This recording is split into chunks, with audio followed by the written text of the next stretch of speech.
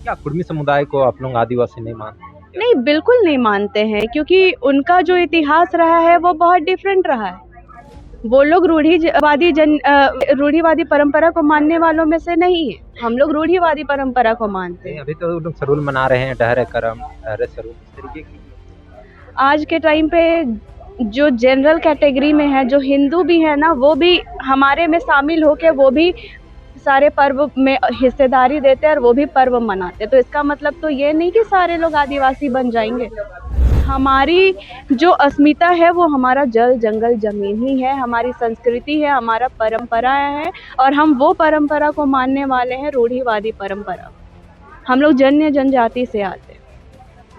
और बहुत से लोग हैं जो अभी आदिवासी में आना चाहते हैं। तो निशा दीदी एक बात कहती है कि आदिवासी बना नहीं जाता, आदिवासी पैदा हुआ जाता है।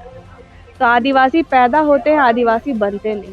पहले तो हम अपने जगह के लिए खुद ही लड़ रहे हैं। आप आइएगा, हमारी आदिवासी ज़मीन छीन रही है, आप वही काम करिएगा उसको छीनने का।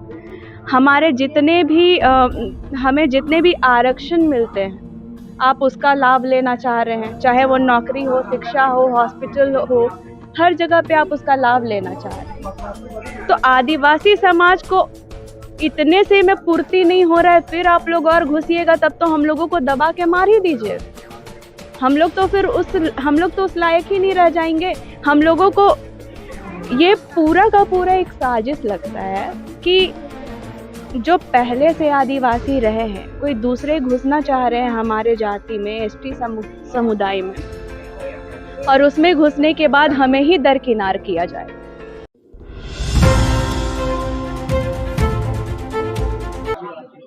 जोहार, आप देख रहे ट्राइबल न्यूज भारत। मैं हूं अक्षय भोक्ता। हमारे साथ खास बातचीत करने के लिए हैं केंद्रीय सरना समिति के प्रवक्ता, इंडस्ट्री में एक एक्ट्रेस भी हैं और नागपुरी कलाकार भी हैं, बतौर सामाजिक अगुवा के तौर पर भी काम करती हैं।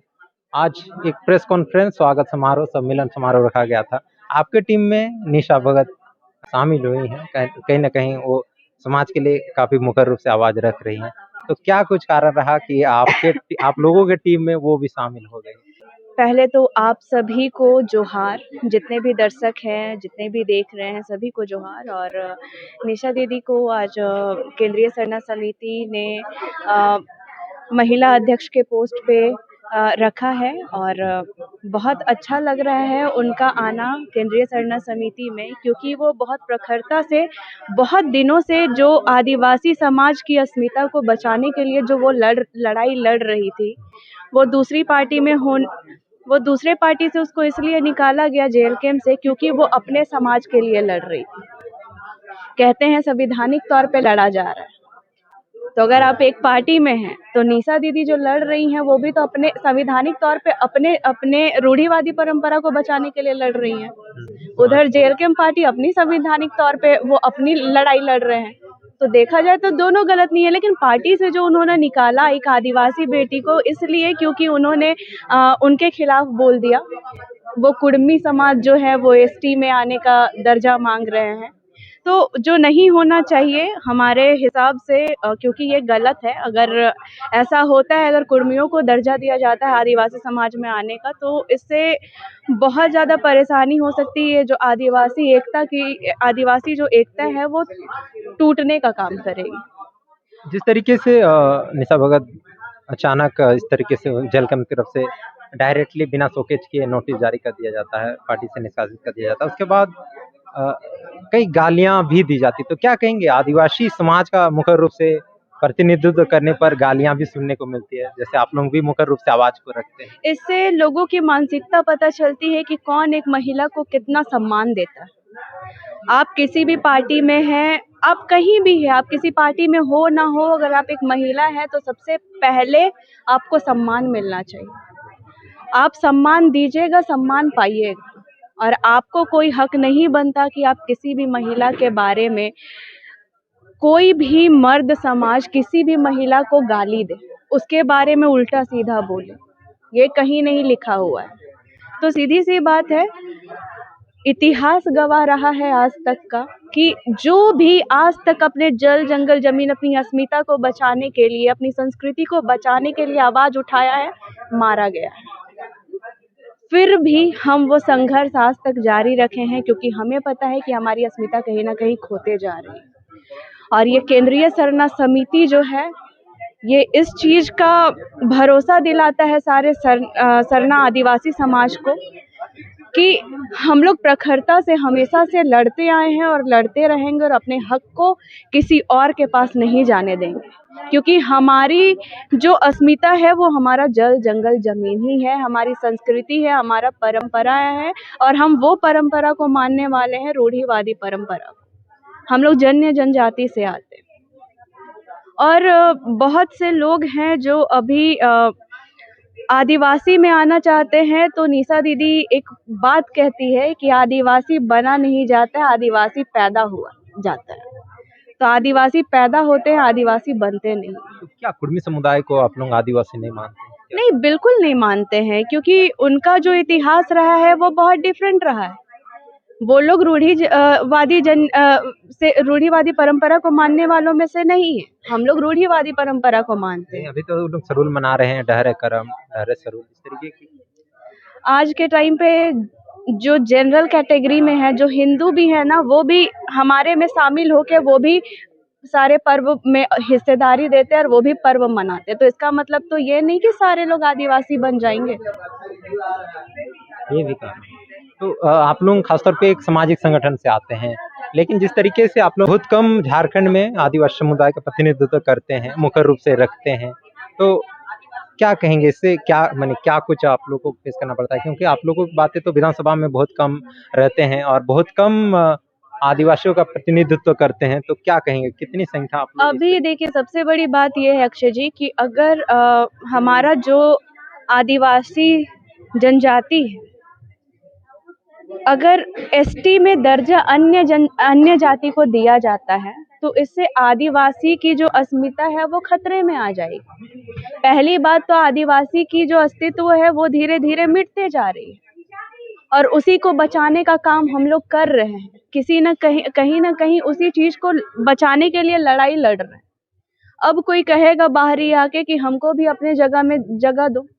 पहले तो हम अपने जगह के लिए खुद ही लड़ रहे हैं। आप आइएगा, हमारी आदिवासी जमीन छीन रही है, आप वही काम करिएगा उसको छीनने का। हमारे हमें जितने भी आरक्षण मिलते हैं, आप उसका लाभ लेना चाह रहे हैं, चाहे वो नौकरी हो, शिक्षा हो, हॉस्पिटल हो, हर जगह पे आप उसका लाभ लेना चाह रहे हैं। तो आदिवासी समाज को इतने से में पूर्ति नहीं हो रहा है, फिर आप लोग और घुसिएगा, तब तो हम लोगों को दबा के मार ही दीजिए। हम लोग तो उस लायक ही नहीं रह जाएंगे। हम लोगों को ये पूरा का पूरा एक साजिश लगता है कि जो पहले से आदिवासी रहे हैं, कोई दूसरे घुसना चाह रहे हैं हमारे जाति में, एसटी समुदाय में, और उसमें घुसने के बाद हमें ही दरकिनार किया जाएगा। और ये आने वाला भविष्य है अगर ऐसा होता है तो हम सरकार से यही आग्रह करते हैं कि आप हमारे हित में डिसीजन लीजिए, आप अच्छा सोचिए, क्योंकि आप अबुआ सरकार है और अब चीज़ें तो ये केंद्रीय तक पहुंच गई है। तो केंद्रीय सरकार से भी मैं आग्रह करना चाहूँगी, रिक्वेस्ट करना चाहूँगी कि जो करिए आदिवासी के लिए करिए, क्योंकि आदिवासी अस्मिता खतरे में, और आदिवासी पहला इंसान है पूरे भारत का, पूरे वर्ल्ड का पहला इंसान आदिवासी है। तो आदिवासी जो है, आदिवासियों का जगह कोई नहीं ले सकता है। आप लोग लगातार कस्टमरी लॉ की बात करते हैं, आप लोग रूढ़ी प्रथा की बात करते हैं, कहीं ना कहीं पेशा कानून को लागू करने के लिए भी बहुत गुमला से यहाँ तक राजभवन तक आए, बातों को रखें, लेकिन सरकार एक और जहाँ पेशा कानून को नेगलेक्ट कर रही है, लागू नहीं कर रही है। हाईकोर्ट में जो 2 सप्ताह का जो अल्टीमेटम दिया गया है, और आप लोग भी राज्यपाल को ज्ञापन सौंपे थे लागू करने को लेकर, क्या कहेंगे? पेशा कानून लागू करवाने के लिए हाईकोर्ट में याचिका दायर करना पड़ रहा है, इसको लेकर क्या कहेंगे?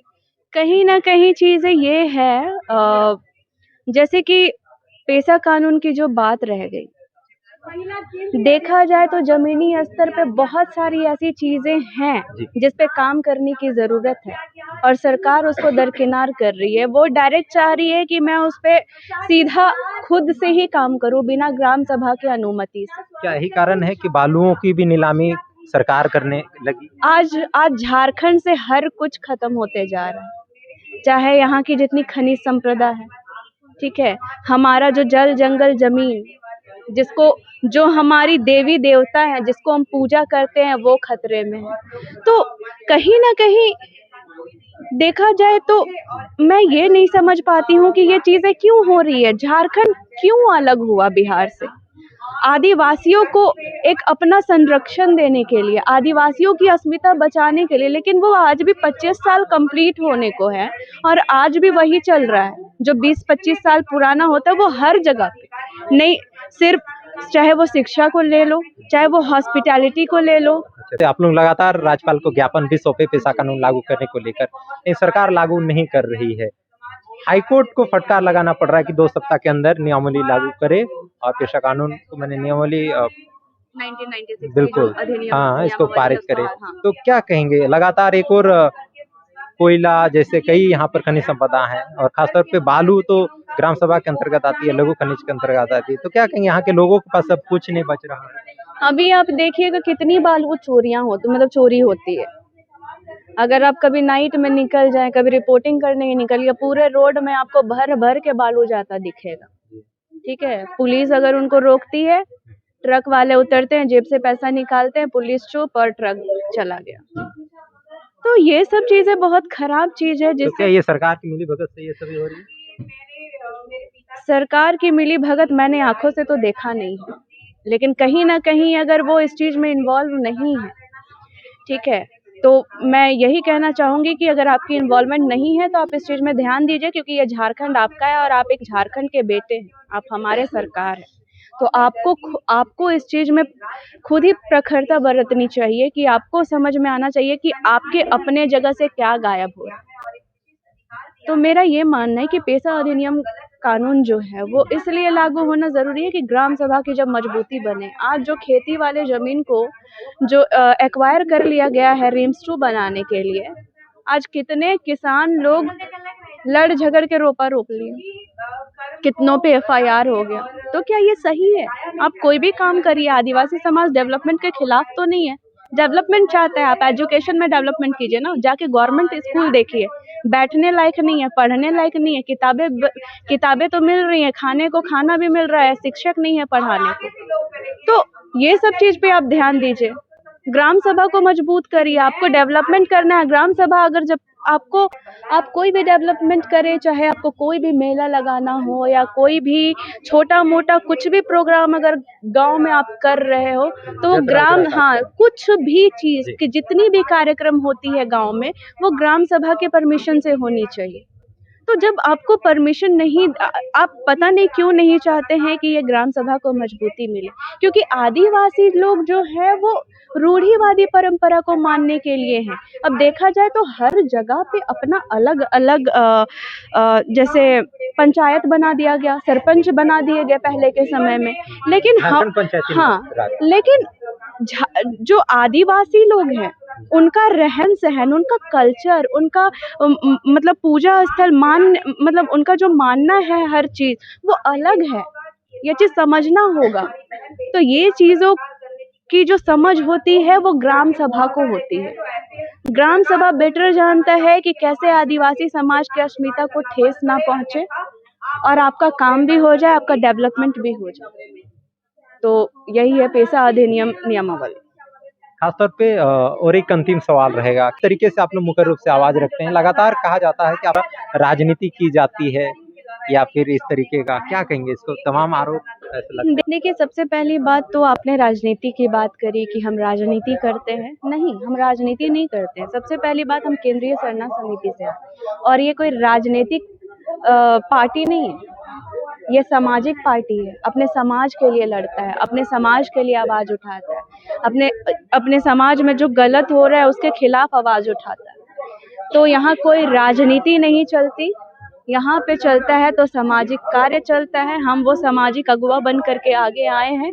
हमारे जितने भी भाई बहन, माँ बाप, जितने भी लोग हैं, जो भी प्रॉब्लम में है, परेशानी में, अगर हमें लगे कि ये परेशानी में है तो हमारा रिस्पॉन्सिबिलिटी है कि हम उनको कैसे मदद करें। जुड़ने के लिए धन्यवाद।